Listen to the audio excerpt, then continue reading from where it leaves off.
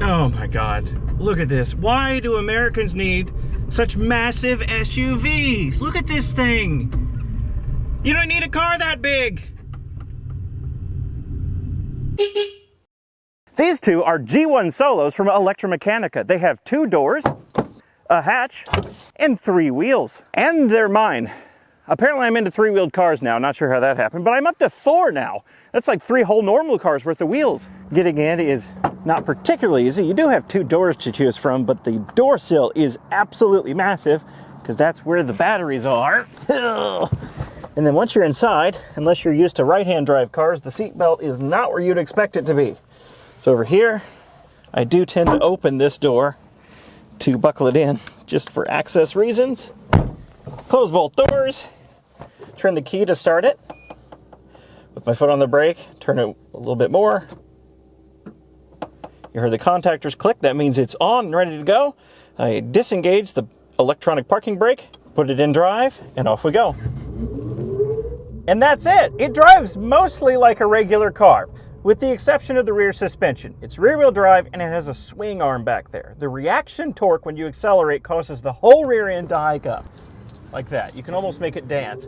But aside from that, it drives mostly like a regular car. If most of your car use needs are solitary and local, why not have a car that perfectly fills that use case? That was the guiding principle behind the Corbin Sparrow, a single-seat electric 3-wheeler from the late 90s onward, a car that never really seemed to be able to sustain a business. These Solos are not Corbin Sparrows, but I mentioned the Sparrow because Jerry Kroll, one of the co-founders of ElectraMeccanica, was at one point the CEO of Corbin Motors Vancouver, and later on bought the rights to the Corbin Sparrow. In 2015, Jerry Kroll and son of the founder of Italian coach builder ElectraMeccanica, Henry Reisner, got together to create ElectraMeccanica to create, well, this. A stupid little electric 3-wheel thing designed to be the spiritual successor to the Corbin Sparrow. A Corbin Sparrow for the modern age. In 2016, after months of hype and teasing, they unveiled the car they would be making, the Solo. There was much excitement. In 2017, they actually started building these in Vancouver, Canada, by hand. They were hand-assembled like they were Rolls-Royces or something. A former employee of ElectraMeccanica, who I'll heretofore refer to as Fred, told me that they built roughly 180 of these G1 Solos from 2017 to 2019, but only about 20 to 30 of them actually got sold to customers. Those numbers are not confirmed, that's just what Fred told me, and another source told me they sold 40 of them. But regardless, in 2018 at one point, they had 22,000 paid deposits for these, so I think it's fair to say they didn't keep up with demand. In 2018, Jerry Kroll took ElectraMeccanica public to rake in that IPO money. Yeah, I totally know how stocks work. In 2019, to better keep up with demand and to lower production cost, ElectraMeccanica moved production of the second generation G2 Solos to a factory in China, where they could be produced in much higher numbers and at much lower costs. Those G2 Solos, while they looked similar to these G1s, were in fact completely different, and according to Fred, much worse. They were plagued by overheating issues, quality control issues, and the tendency to roll over. Production of the G2 Solos began and ended in 2019. I was told by Fred that they built roughly 300 of them, but only one made it to a customer. And I was able to verify that number. Only one G2 made it to a customer. The rest of the G2s they built were examined for faults, dismantled, and scrapped. In 2020, nothing happened. In 2021, ElectraMeccanica began producing the third generation G3 Solos. The G3 Solos, still produced in China in the same factory, were very similar to the G2 Solos that came before them, but they had a wider front track and something resembling but not actually being traction control to prevent the whole rollover risk thing. If you compare the G2s and the G3 side by side, you'll notice the G3 has very obvious fender flares in the front to account for that wider front track. Now, there's other differences between the G2s and the G3s, but that's probably the biggest difference. According to Fred, while the G3s were an improvement over the G2s, they were still plagued with overheating and general quality control issues. Despite that, it was with the G3 Solo that ElectraMeccanica finally started selling their Solos in real numbers, and only 5 years after the initial unveiling. Good timeline. If you've ever had any experience with a Solo, whether it be driving one or just poking around the inside of one, it was probably a G3 Solo that you looked at. According to this press release from ElectraMeccanica, 428 G3 Solos were sold to the public.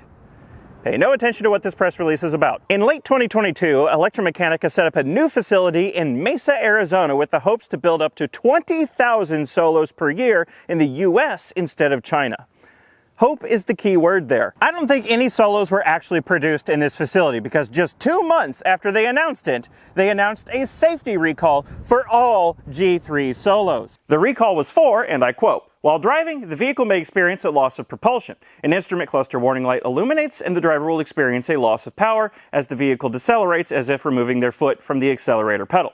Steering, braking, and lighting systems are not impacted. The vehicle can be restarted after a short period of time." I was told by Fred, and don't quote this, that this issue was caused by motor overheating that would cause the cars to completely cut out or go into a severely limited limp mode. Fred also claimed they knew about this issue before they started selling the G3s to customers, but they went ahead and sold them anyway to generate revenue. 2 months after they announced the recall, they announced the solution. All the customer had to do was take their Solo back to their ElectraMeccanica dealership. There was a small coolant valve in the... I'm lying. They issued a complete buyback recall of all G3 and now G2 Solos they ever sold. They would not be building any more Solos, and all the ones they had built would be bought back at full price and presumably destroyed. See, that first safety recall was just for the G3s, of which they said they sold 428 of them. When they issued the buyback recall, it included the G2s, and that number went up to 429. I don't know who has that single G2 Solo that they sold, but that person needs to keep it. And that brings us to the present day, where somehow, unbelievably, ElectraMeccanica is still in business. I lied to you. As of just a few days ago, ElectraMeccanica has been bought out by electric truck maker XOS. Or ZOS? I'm not really sure if you're supposed to pronounce it. But how ElectraMeccanica stuck around for so long in the first place is still a mystery to me. They barely sold any G1 Solos, and all the G2 and G3 Solos they sold got bought back. So the net product of this company over its 9-year lifespan is effectively nothing. Yet somehow, they apparently have over $100 million of cash on hand. Editor's note, I found out later that ElectraMeccanica also contracted out their Mesa facility to Volcon to produce their lineup of electric off-road vehicles.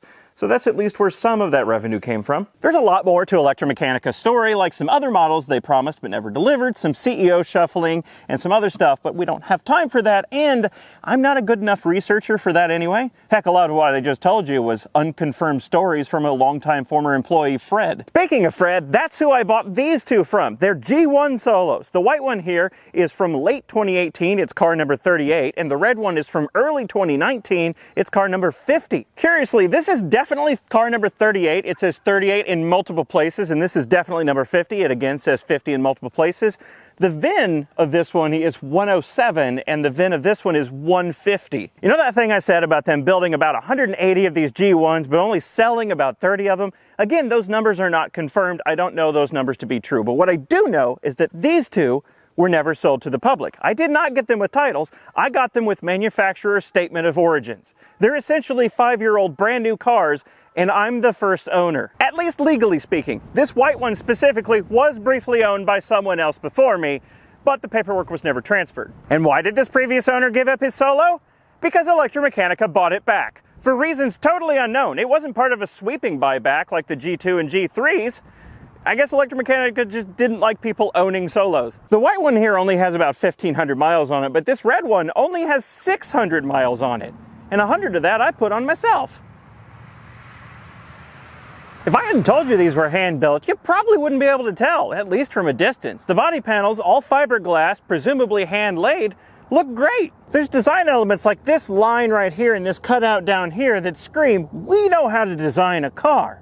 And they're not just design elements. In places, they also hide panel seams. This line up here, for instance, on the door and up there on the front fender, it's just a design element. But back here, it hides the gap between this panel and this panel. This cutout down here is no different. Here, it's just a design element. But here is where the rear fender overlaps the rocker panel. Same with the front fender up there, and it's hidden brilliantly by this design element. And overall, it's really not a bad design. It's a good-looking car.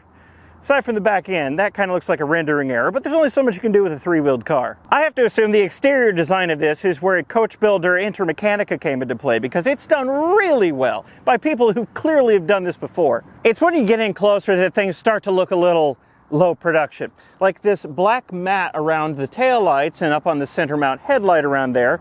These are painted on, but they appear to have been hand masked. On the edges of it are the telltale signs of masking tape bleed through. The bottom of the grille, which is of course completely decorative, is held in place by Velcro. The black on the front fascia and the roof are just vinyl stickers. On the front fascia, it's not incredibly well positioned, and on the roof, even worse, there's bubbles in it. This black right here is also hand-applied, slightly misaligned vinyl, which means that, yeah, it's not a rear window. It doesn't have a rear window. It does have a backup camera, though. There's the lens right there. And this is something you wouldn't notice unless you have two of them. There's inconsistencies between my two cars. For instance, this is the headlight up here. One of these is the high beam, one of these is the low beam. Which one is the high beam is switched between the two cars. The branding is also inconsistent. This one says ElectraMeccanica, but this one just says Mechanica, even though the splash screen on both of them says ElectraMeccanica and the name listed under make on their MSOs says Mechanica. What's the name of your company? And then once you get inside, any illusion of a professionally mass-produced car goes away entirely. The interior of this thing is very strongly home-built or kit car. There's the carpet, which is just universal automotive carpet glued down by hand. All the switches are not only off-the-shelf parts, but also mostly unlabeled. The steering column and stalks are a J.C. Whitney hot rod part or something. The dash is body-colored fiberglass with a glued-on liner on top that is trying to peel off. The screen is just an off-the-shelf part with a bezel around it, that bezel being the fiberglass dash. The seat does not fit in here. It's wedged so tightly between these two battery rails that the seat back adjustment is jammed, so it doesn't lock into place. The passenger compartment is a box, 90-degree angles everywhere, including where my feet rest, which is against the firewall. Straight up and down, my feet are at a weird angle. And this seat is at a weird angle too. It feels like they put no effort into ergonomics of this seat and just bolted it straight to the flat floor. It simultaneously feels like I'm sitting sloped forward and reclined.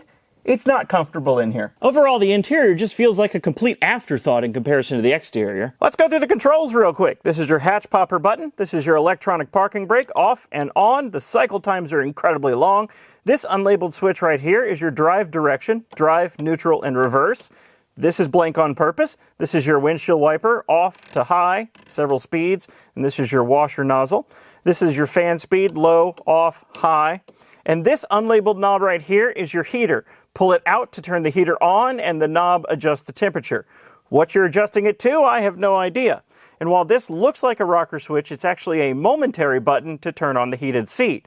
And it's 3 different settings. And this unlabeled switch right here is your screen brightness, low and high. Those are your 2 settings. And this is the trip reset button. This steering column has the stiffest stalks I have ever used. This little knob down here is your hazards, and it's just as stiff as the blinker stalk. The brights are activated by this button on the end of the blinker stalk, and this is what it looks like when your steering column isn't designed for the car that it's in. Yeah, because that's an angle we need. If you've ever been inside a Wego, this screen will look super familiar to you because it's the same screen, a Curtis Engage 7. You have amp draw, state of charge, the volts of your 12-volt battery for some reason, motor temperature, speed, drive direction, odometer, tripometer, and current consumption. And if you put it in reverse, well, that's drive. If you put it in reverse, it's your backup camera. Did you want to see how fast you were going in reverse? Too bad. On the dash, you have 4 air vents, 2 for you and 2 for the windshield. And by the way, these 2 defroster vents, they're 3D printed parts, as are these parts right here and some other bits around the car. To the right of the column is the ignition key and the radio. I would give you an opinion on the radio, but I've literally never turned it on. There is a cup holder in here. It's awful, a total afterthought. I wouldn't trust anything in it, and I keep kicking it when I get inside the car. It's in a terrible place. By the way, these mirrors are from a Chevy Cruze, as are the interior door handles. You also have power mirrors, power windows, and power locks. The switches for those are exactly where you'd expect them, except for the lock. The only way to lock or unlock the doors is with the key fob remote. There's no other button to do it. And utterly bafflingly, I can't find, and the owner's manual makes 0 mention of, a manual override. There appears to be no way to manually lock or unlock the doors. There's no keyhole here like you would expect. There's nothing on the inside. It doesn't seem to exist. So if the 12-volt battery dies in that thing, I don't know how to, or if it's even possible to unlock the doors. You can't jump the 12-volt because that requires access to under the hood, which you won't have because the doors are locked. I'm just going to assume there is a manual override that I haven't found yet, and the owner's manual not mentioning it is just an oversight, because not including a way to manually lock or unlock the doors would be unbelievably stupid. I could get permanently locked out of this. I don't know if you noticed this, but I didn't point out a light switch in the car because there is no light switch. The lights are on all the time. When the key is on, you can't turn them off. Well, except in the white one. Sometimes if you hit the blinker stalk the wrong way, it blows the fuse and then the lights go off. Behind the driver's seat, do I really need to specify that it's the driver's seat, is the hatch. You open it with an electronic popper. Given the minuscule size of the car, I would classify this hatch space as quite capacious. Also back here, and I completely forgot about this until just now, is the plaque, signed by presumably employees of ElectraMeccanica, stating this car is part of the signature series of ElectraMeccanica Solos. And what's hilarious to me is it says it's number 50 of 1,000 of the signature series. Now, production numbers of the G1 Solos are not clear. Fred told me 180. I don't know if that's true, but one thing I know for sure is they did not build 1,000 of them. This is number 50, and it's the last year of the G1. These plaques raise even more questions. Why were these never sold? There's nothing wrong with them. Anyway, while we're back here, yes, it does have a full-size license plate holder for a motorcycle plate.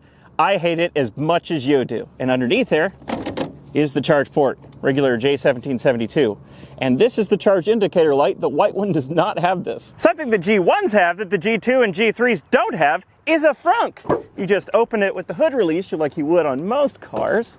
Open up the secondary latch, and voila, frunk. It's pretty big too. There's about a foot of depth, maybe 8-10 inches of width here, and about 2 feet wide. You could put a lot of stuff in here. Now the reason these have a frunk and the G2 and G3s don't is because these don't have air conditioning. The G2 and G3s, they had air conditioning, which is what filled up all of that space. These don't, but you get a frunk. I guess you could fill that up with ice if it makes you feel better. And behind this little carpeted piece right here, which is fairly easy to take out, you have access to various fluids like your brake fluid, your windshield washer fluid, and your 2 fuse boxes. Also in here is your 12-volt jump point. The actual 12-volt battery is in the cabin, but you can jump it from here, and you can get a glimpse of that aerospace honeycomb composite structure that ElectraMeccanica like to brag about. And right here on the firewall, it says it is car number 38. You can see the structure of the early G1 Solos quite clearly from ElectraMeccanica's own videos. The main person box is a honeycomb composite material they refer to as a lightweight aerospace chassis. Bolted to that are some aluminum structural bits and body panels that are all fiberglass. ElectraMeccanica would have you believe these Solos are perfectly safe. But what do they know? They didn't crash test them. There is a roll bar behind me. I have no idea what structure is in these fiberglass doors, and in front of me is no airbag. There's no airbag anywhere. On the road! They're a lot of fun, but they're not very refined. First of all, and most apparently, the motor noise. There's a lot of it. I love it, but most people probably would not. It doesn't give it the most refined feel. And I don't know how well the microphone will be able to pick this up, but about 63-4 miles an hour, the motor noise turns into this sort of deafening resonance. It's not loud particularly, but it's not very comfortable. Yeah, that. There's also quite a few squeaks and rattles from all directions. Probably the biggest of which is when I hit a bump in the front end. It sounds like the entire dash moves, and it's quite loud. When I accelerate and decelerate, there's a big squeak coming from the rear end.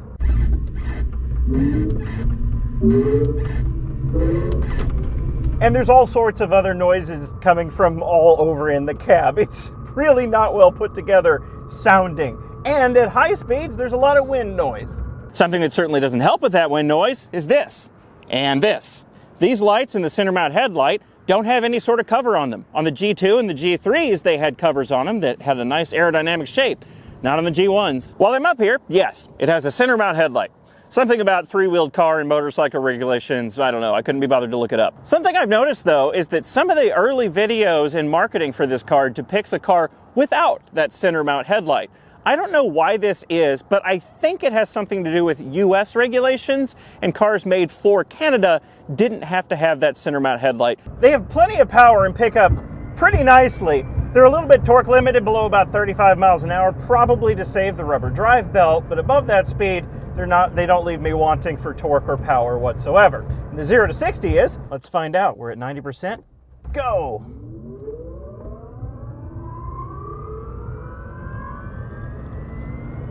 Some torque fluttering. It does that in the white one.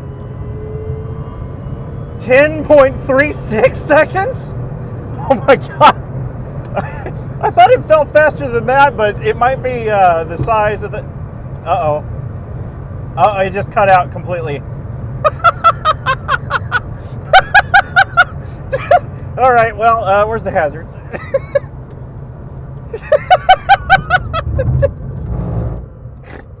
I didn't like that, apparently. Yeah, the white one has an occasional fault. The motor will cut out, and it'll show two error messages, an overcurrent error and an encoder fault. I don't know what either of those mean or why it's happening, but all I have to do is bring the thing to a stop, turn it off and back on again, and it's fine. I was told my two cars sat at ElectraMeccanica for too long, and employees started fiddling with them, which explains why my two cars are tuned so differently. This one feels like it has a little bit more power than the red one, but the red one definitely has more regen. According to the display, off-throttle regen in this one is only about 10 amps, which is basically nothing, and the red one has more like 30 amps of off-throttle regen, which is still basically nothing, but is more than this one. And this red one has brake blending. And by that I mean, the brake pedal acts as a regen on-off switch. You touch the brake switch, and you get full regen. Now it does ramp into it, so it's not quite as jarring as it could be, but the brake pedal is still an on-off switch, which is not the smoothest operating thing. The brakes and the steering are both unassisted.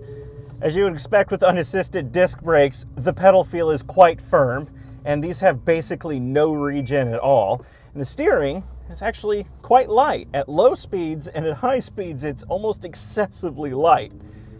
And I think there's something wrong with the steering geometry, because if I'm doing low speed maneuvering like now, if I approach full lock, I get to a certain point. Where is it? There. It goes full lock on its own. All right, let's try out the suspension with these railroad tracks. Oh my God! You don't get that with a four-wheeled vehicle? That felt terrifyingly close to rolling over. I'm not doing that again. I've not driven a G2 or a G3 Solo, so I can't compare the way they drive. But what I can do is compare the way they look. They look a little more grown up on the outside, even if they are a touch fatter, because of things like the aero covers over the lights and a real grille in place of the fake one, because they have air conditioning. But it's the inside where they look the most grown up in comparison to the G1s. Look! They look like proper production car interiors, unlike the G1s, which look like slapped-together home-built contraptions. They even have labeled climate controls and a labeled drive selector knob. How novel! I'm curious if they're also more production car in other ways, like the way they drive or the seating position. Given the whole buyback thing, I'll probably never know. Aside from different interiors, the G2's Onward also had completely different components underneath compared to these G1s. These G1s don't just have off-the-shelf parts. They have parts that are available to consumers for home-built EV conversion. The motor is an HP EVS AC51. The controller for that motor is a Curtis 1239. The display is a Curtis Engage 7. The charger is a TSM 2500 from Thunderstruck. So is the charge controller, a Thunderstruck EVCC.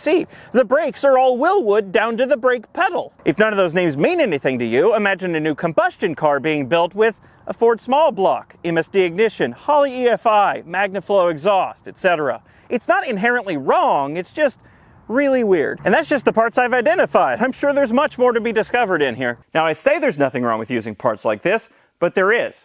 Cost. The Orion BMS alone, this is a real Orion BMS from a real Solo, Solo number 27, currently retails for over $1,000. The G1 Solo, when it was new, retailed for $15,500, meaning theoretically 7% of the purchase price of a new G1 Solo was just the BMS. Now sure, they probably didn't pay retail price for parts like this. They probably had supplier contracts in place to lower the costs a bit. But don't forget, they were hand-built in Vancouver, which is not a cheap way to build something, nor a cheap place to do it in. All in, I'm betting if they had a profit margin at all, it was razor thin. Not that it matters, they'd have to actually sell them to generate a profit. The upshot of these common components is repairability. If I need to mess around with the BMS, the motor controller, the display, the charger, all I have to do is get the associated software, which is readily available for all of those things, and the associated adapter. And this appears to have been done on purpose. The connections for those two things that I just mentioned are right up here under the dash in plain view, easily accessible. Then there's the batteries. I already mentioned they're in these boxes on either side of the seat, but what I did mention is they're in slide-out trays to make future upgrades to the battery as easy as possible. Maintaining and modifying these Solos will be an absolute doddle. Although now that I say that, it'll probably be something totally custom like the windshield that breaks. Speaking of the windshield, this appears to be a heated windshield. Not like there's defroster vents blowing at it, like there's heating elements inside the windshield. It's not connected to anything, there's no power going to this windshield. Why does it have a heated windshield? The G2 and G3 Solos were produced in China with cheap labor and completely different, much cheaper components. While this move makes perfect sense for business, you know, they gotta make a profit, I'm sure some of that repairability was lost in the process. And by the way, the G3s had less power than the G1s, about 25 less horsepower. We're how far into the video and I haven't even told you the basic specs yet. Luckily, these cars came with this little marketing placard that conveniently lists all the specs on the back of it. And it says Mechanica. What's the name of your company? $15,500, 100-mile range, 0 to 60 in 8 seconds, top speed 88, curb weight 1653, lightweight aerospace chassis, 17.3 kilowatt-hour lithium-ion battery, rear-wheel drive, 82 horsepower DC electric motor, 128 pound-feet of torque, charging time of 3 hours. It has a standard J1772 universal wall connector, and then a bunch of interior features. Yeah, most of this is wrong. 100-mile range. Haven't tested it, but it seems plausible. 0 to 60 in 8 seconds. No. Definitely no on that one. And apparently Jerry Kroll was really worried about the numbers because he had this to say. It'll be 8 seconds 0 to 60 with the potential for going down to 1.9 seconds. What does that mean? It'll do 0 to 60 in 1.9 seconds if you what? Remove the first 500 feet of rollout? Why did you say that? Top speed of 88. No. The top speed is limited to 82. I know, I've tested them. Allegedly. 17.3 kilowatt-hour battery. The owner's manual says this has a 22.2 kilowatt-hour battery. And extra confusingly, the battery boxes themselves, I stuck a borescope down in there, says the battery is 20 kilowatt-hours. So I guess we'll go with 17 kilowatt-hours, I don't know. The battery pack is 144 volts nominal, and Jerry Kroll claimed that the chemistry is lithium iron phosphate. Rear-wheel drive. Yep, checks out. 82 horsepower DC electric motor with 128 pound-feet of torque. Well, some of that's right. If I'm right about this being an HP EVS AC51, and I'm pretty sure I am, then that motor is capable of 88 horsepower peak, so 82 horsepower is plausible if they detuned it. It's not a DC electric motor, it's a permanent magnet AC electric motor, and it's not capable of 128 pound-feet of torque, but I know where they got that number. The owner's manual lists the motor torque output as 128 Newton meters, which is 94 pound-feet. Good job, marketing team. Charging time of 3 hours. No. The battery is 17 kilowatt hours, probably, and the charger is 2.5 kilowatts. That's a 7-hour charging time. Could try ElectraMeccanica, but I can math. Even some of these interior features are a lie. Heated external mirrors. Well, it has mirrors, they're external, but they're not heated. Heated seat, air conditioning. It has a heated seat, that one's true, but it doesn't have air conditioning. Their website in 2019 listed air conditioning as a mandatory option, whatever that means, but neither one of these has air conditioning. My two Solos are not perfect. They sat in storage for a long time and were subjected to ElectraMeccanica employees fiddling with them. When I brought them home, the hood on this one was taped shut with color matching duct tape. I found out this was because the hood release cable was completely mangled. But no matter, I found out the part was from a Honda, what model I don't remember, but I got a replacement and now my hood is not taped shut anymore. The hatch on both of them is very much not straight. The fiberglass is a bit splintered right here, so this door rubs a bit. The red one is missing the switches for both the fan and the heater controls. And the wiper doesn't work. Didn't matter for licensing it though, because it's still technically a new car. The motor on the white one sometimes just cuts out, as it demonstrated for you earlier. But another problem it has is sometimes when canceling the left turn signal, it'll blow the fuse for the blinkers and the headlight, which is very annoying. And something that happened twice while filming this video is I went to cancel the left turn signal and the motor cut out. Those two problems are not connected, right? Surely that was just coincidence, right? All in, I love these solos, and I think a lot of other people would have loved them too, but there's a huge chasm between what ElectraMeccanica would have you believe they are and what they actually are. ElectraMeccanica is a publicly traded company gearing up to mass produce what they'd have you believe is the Beetle of the 21st century or whatever. But what this actually is a low-production, hand-built electric kit car. The G3s got closer to that image of a high-volume production car, but they were $18,000, and you'd almost certainly have to have another car. Very few people could make this work as their only car. What they should have done is, like Twike, stayed low production with high costs, making solos for the people that want them and can afford them, instead of what they actually did, which was grow way too fast to ramp up for demand that didn't exist. But hindsight is 20/20. As for my two solos, I'm keeping them. Not very many G1 solos were sold, somewhere between 20 and 40 of them, maybe, and all the G2 and G3 solos that they sold got issued a buyback recall. So I don't know how many solos are left in existence, but I know the number is not very large, and they're very easy to modify and repair and work on, so I'm keeping them. I'm not going to sell them. You can't have them. Thanks for watching.